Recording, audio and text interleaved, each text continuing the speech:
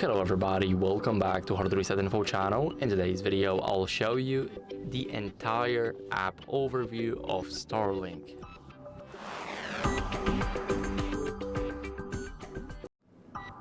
So first, let me open the app and let me start from the beginning. Here, as you guys can see, here we will have information about our STARLINK. For me, it's searching for satellites now. So as you guys can see, it's also determining the alignment. Here we can configure the Wi-Fi if it's not configured by the default. Here we can give it a network name and a password. Here you can put anything and it goes the same for the password.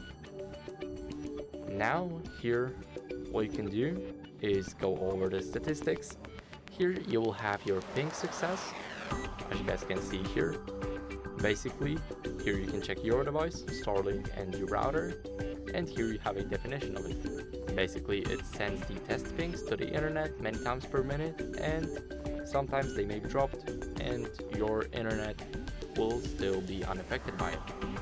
Here we have the latency, which is the ping for gamers, let's say, and basically it will send a lot of pings to the internet, and it will measure how long in the milliseconds it takes to go to the internet and back to us. Basically, we want the latency to be as low as possible, and we don't want it to be high because it affects our video calls, our, let's say, Netflix watching, YouTube watching, and of course gaming. So we want it as low as possible. Now the next thing we have here is the power draw, basically how much the STARLINK consumes the energy. So for now it's 40 watts and the average is 55, but like 2 hours before that I was averaging between 75 and the current was 95. So they are not always accurate.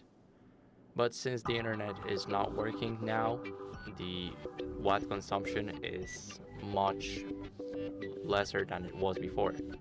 Now here we have the throughput, as you guys can see. It basically measures the download and upload from the internet. So if you want to upload or download a large file, let's say a couple of gigabytes, then basically these statistics will go up.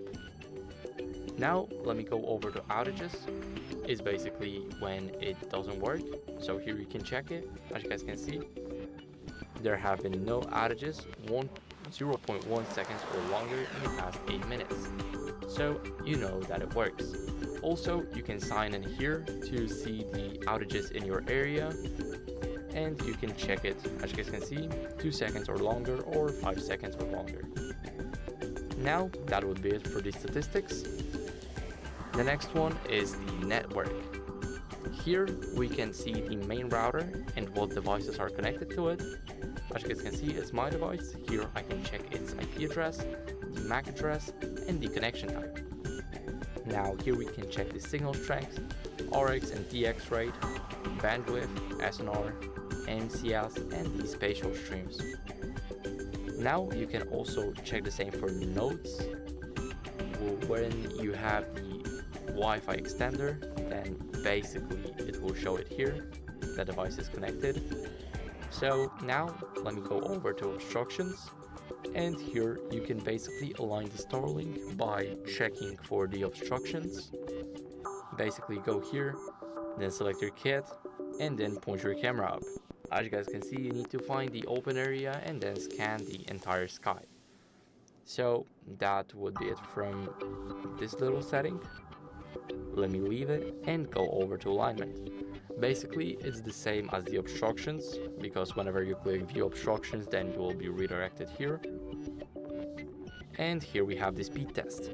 I'm not connecting to the internet right now, as I said, so it won't work for me, but what I can do is go over to the advanced and now select it from my phone to the router. Now I can start it and check the results. As you guys can see, it's averaging between 35 and 45, so it's pretty good. And now the second one will be around 30 to 50 from what I've seen. So as you guys can see, it's almost the same, it's symmetrical, so it's pretty cool.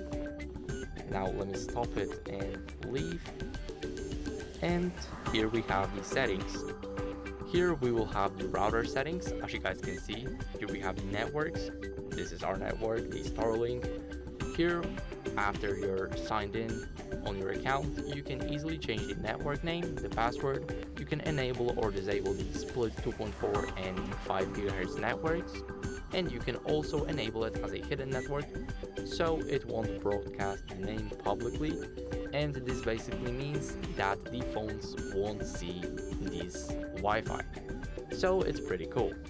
Now the next one is content filtering, and it's basically adding more protection to our network, and it will protect it from malwares or adult content.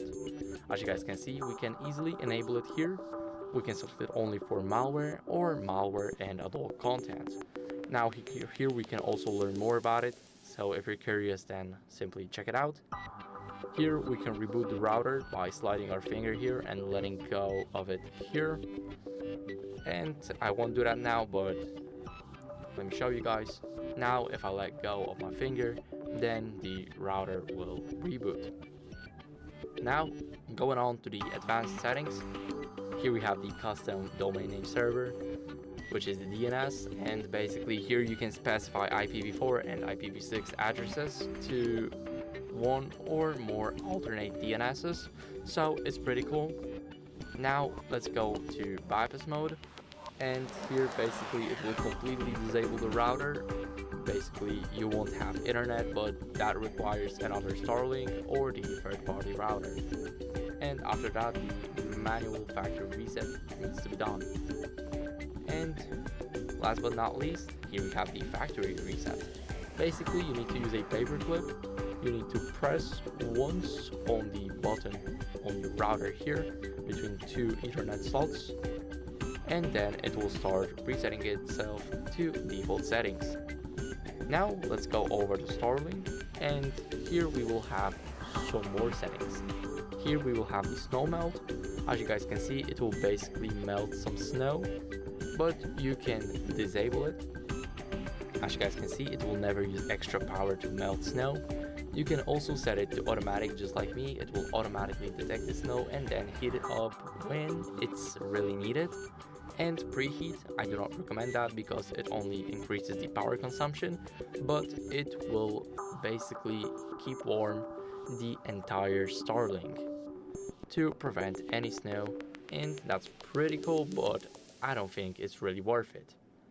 Now going over to sleep schedule. Basically here you can enable it, and basically the Starlink won't provide the internet, let's say from 2 a.m. to 7 p.m. and it will also try and save the power. So I think that's pretty cool. Whenever you're sleeping, then basically the Starlink just turns off, and when you wake up it turns on back again. So now the next one is the software updates. Here you can basically choose the time of the day that you want your Starlink to reboot to install those software updates.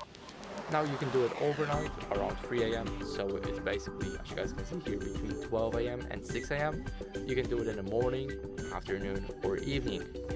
So it's pretty cool that you do not have to wait, let's say, to overnight or the morning. You can just select it to evening, overnight, or whenever you want, whenever you're not home. And now here we have the reset obstruction map. Basically it will, whenever you move the Starlink and then you will try to reset the obstruction map, you will have to reset it right here and then set it up again. But it will take a long time, like a couple of hours, to regenerate completely from the last one. And the last setting here is basically the reboot, the Starlink. It works the same. As you guys can see, you can basically slide your finger and now let go when it's red. Also, I didn't show it in the construction map. It works the same, so I think it's pretty cool.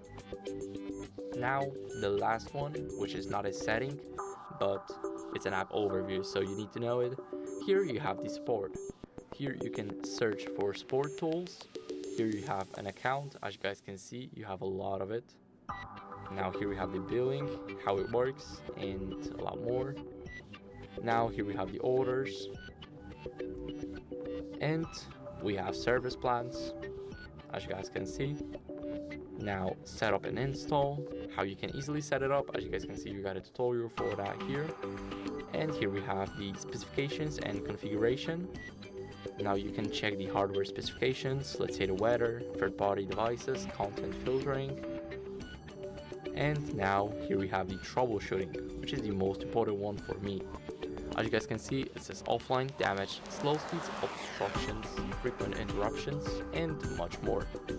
So I think that's pretty cool. As you guys can see, let me click on frequent interruptions.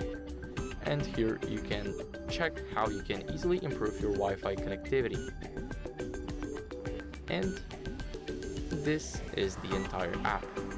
So I think that's pretty cool. Thank you guys for watching. Make sure to leave a like, subscribe, and see you next time. Bye.